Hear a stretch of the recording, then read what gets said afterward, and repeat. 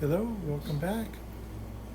It's Art of Cycling, and I'm Greig Leach, and I've put down the watercolors, put on my gloves, and picked back up the oil sticks.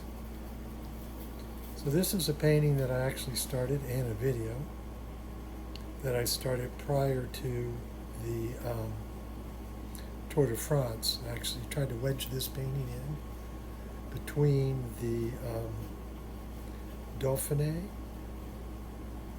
and the Tour de France and Tour de France Femme.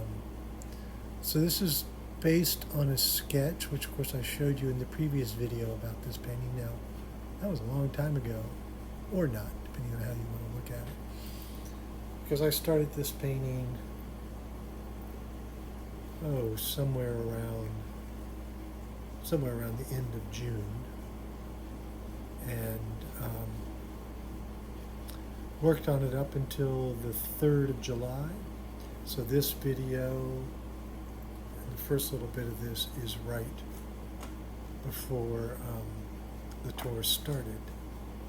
So what I'm working with is a sketch that I did while taking my granddaughter to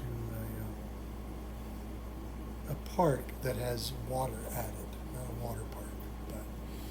And so I'm working with the oil sticks and working on these three figures, these three women that were watching their children play. In the previous video, you saw me do the Black-Eyed Susans, which is one of my favorite flowers that for some reason I just can't grow. It's a friggin' wildflower in Maryland, my home state, and yet I can't get it to grow. So what I'm working on now is the third woman. She's black. Of course, I actually just thought of this. When I first started at the college, VCU, we were in an advanced program, and the design teacher was telling the class that there was no black in nature. And a wonderful artist, Jones was his last name, Jeremy, and he still exhibits, just fabulous, and his son is an artist now too. But he just went, "What the hell do you mean there's no black in nature?" And the professor actually went, "Well, look at your skin. Is that black?" Yeah. So I use frequently when painting African Americans, we'll use oranges and purples and vermilions. So that's what I'm using here for this woman. And then, of course, white folk, who aren't white either, it must be pointed out, are frequently done in yellow. So you can notice that I keep wiping the oil sticks. And that's to make sure that I don't, I don't know if you noticed, but when I picked up that white oil stick, you could see a lot of color on it. It was the color I actually wanted to use. So it blends in very nicely. And again, here when I go into, all we're seeing is her neck, her shoulder, and her arms. And just like her bottom of her jaw.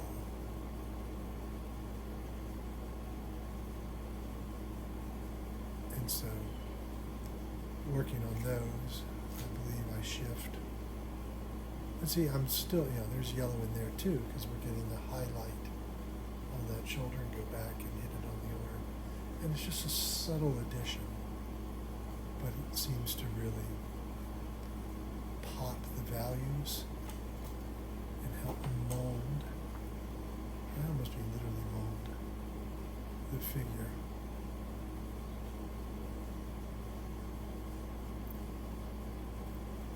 So now that I've got her arms in, I'm thinking about the shadows on this ledge that they're sitting on. Because I had the painting right in front of me, I actually had to look at, what are those lines about? So if you'll notice, the woman in green, her bottom has been painted. You can see her shorts, and I talked about that in the previous video. But so here, this is the highlight section of the wall. So I'm laying in the yellow first, and then I will come back with the white and make it very pale. And this is the RF white that I'm using, which is much a higher, what's the word I want? It's more opaque, and it tends to be a bit more fluid, so it gets a real slurpy, almost cake icing kind of surface. And later on in this video, I'll show you some of the close-ups, as well as come in closer while I'm painting, because it's something I've kind of had to figure out. And of course, this painting is, the paper is 52 inches wide, so you're not quite seeing the top and bottom of the painting, but it's 52 inches, so of course to work on it, right now I'm kneeling on the floor. I do a lot of kneeling. I was, predestined to become a Catholic because of all the kneeling in the studio. Sorry, bad joke. I'll stop. And so you can see that it's very light because it's, it's cement in the sunlight. So I'm really trying to, show that brightness. So, you can obviously see there's color there. Again, when you look at it in the flesh, you can see, sorry, no pun intended, although I'm not painting flesh, but you can really see the texture, and that's one of the things. Go see paintings in the flesh. Art books, videos, YouTube, all of those are great, but actually seeing the paintings, really looking at how the artist created the work, seeing what the brushstroke looks like. It really wasn't until the Impressionists, maybe the pre-Impressionists, when you actually started seeing the touch of the artist's hand. Before that, it was very silky smooth, and it becomes difficult to know the difference between a print and a painting, particularly with the varnishes and the smooth. So, go look at real paintings.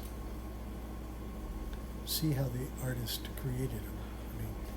I appreciate you all watching these and seeing how I do this, but seeing how they're created.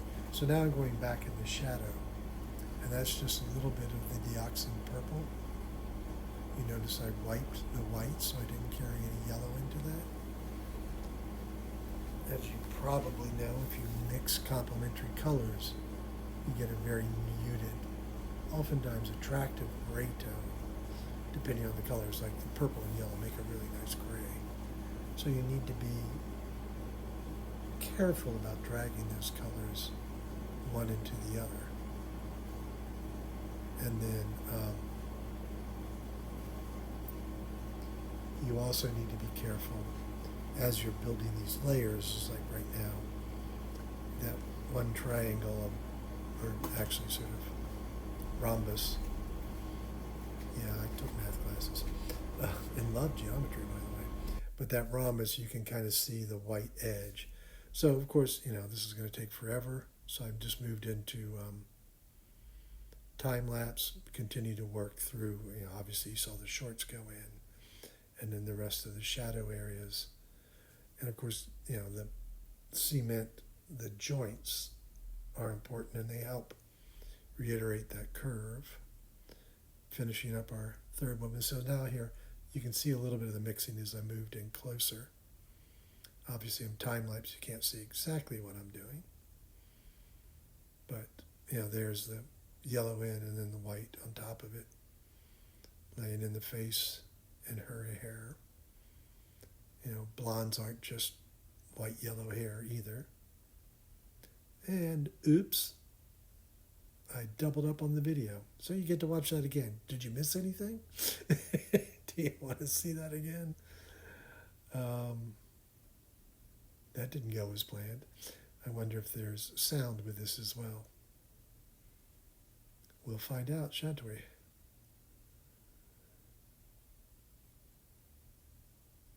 and back in close again. That's annoying. Sorry, folks. But it gets you a chance to see it again, see how it lays out.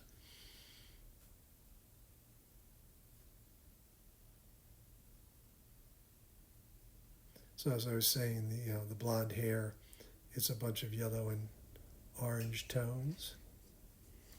So now we're back into just a chance to really look at the painting. And I'm coming back in here in real time. And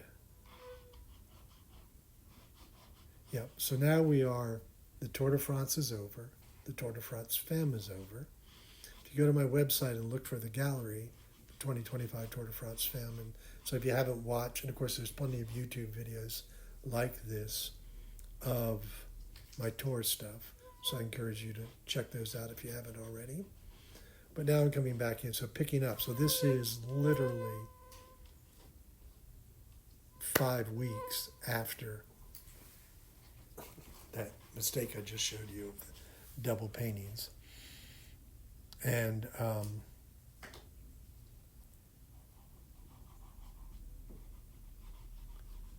so we're moving on. So working on the hands and the bottle and wanting to just figure out exactly how to get these hands in. You'll notice that orange, which now looks like basically a square,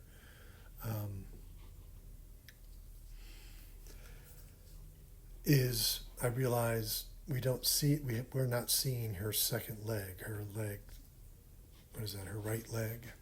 So that is her right knee, and her right arm comes back across her lap, and her hands are dangling down.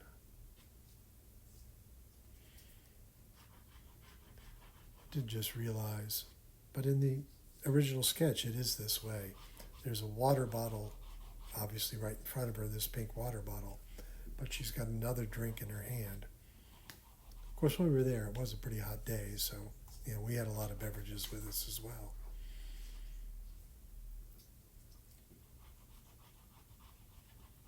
So just getting the skin tones, and again, I was wiping off because if the color got too intense, then I wouldn't get the kind of value I wanted.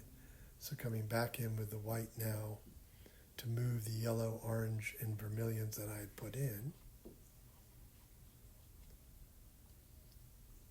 And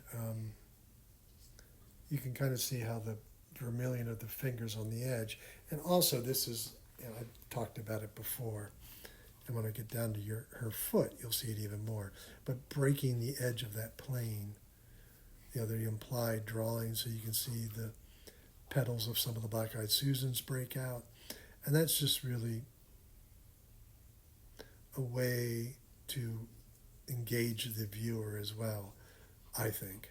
And it's just fun. It's, art can't be contained, and therefore my artwork can't be contained in a rectangle.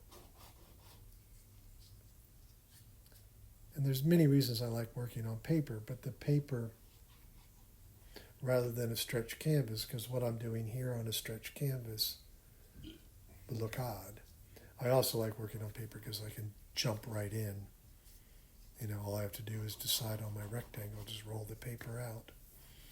And to that point, you notice that white cylindrical shape is a roll of paper, waiting for my next idea, which I already have. So this painting, I just enjoyed the sketch so much, I just felt like, let's turn that into a painting. So this painting is not part of the series I'm working on for an exhibition in March. The one that's hanging there sideways is part of that series. So obviously you can't make work without spending time looking at it. So you'll see me stop, pause, and look and think. It's also why I've started doing this in a voiceover manner, because I would get lost. Well, I put long pauses, obviously, in my sentences anyway, but I would get lost in thought about what I was creating and forget to also talk to you all about what I was creating. So that's why I do this voiceover this way. And of course, while I'm creating them, I'm thinking, while I'm working, painting, I'm thinking, well, I should probably talk about this and I should talk about that. I'm not going to stop and write notes for the video. I try to be, and one should always try to be, totally in the moment when painting, which again makes this methodology work better. So that pink triangle in there is her right thigh. And because I'm thinking about a dark green tone for the bottle, I thought it'd be best to go ahead and lay in the cement color here before I get down below. So like I said, lay the yellow in. Now one thing I do, because it's been so long, that red line is dry. I don't know if you noticed that I actually I don't think I did. I'll do that later when I do those upper panels, but it will probably be on speed, so you won't see it. So that's the thing, go in, because that blending of the edge. Sometimes I want that hard edge, like the line that's now created with that orange between her shoulder and the cement, because clearly the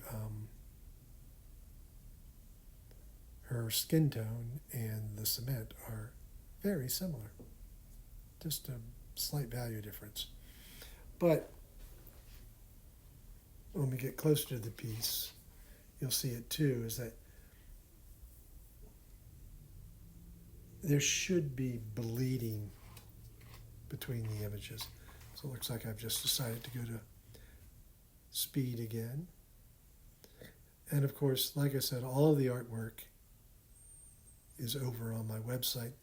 I'm posting this video, posting this video before I post the painting on the website, but it'll be there soon. But that's greigleach.com, and GreigLeach.com. So we're just going through, now I want it to come in close while I work on her face and bottle, just so you can see a little bit more about the blending and just how this comes together. Struggle a little bit with this bottle, but seeing the struggle is also good.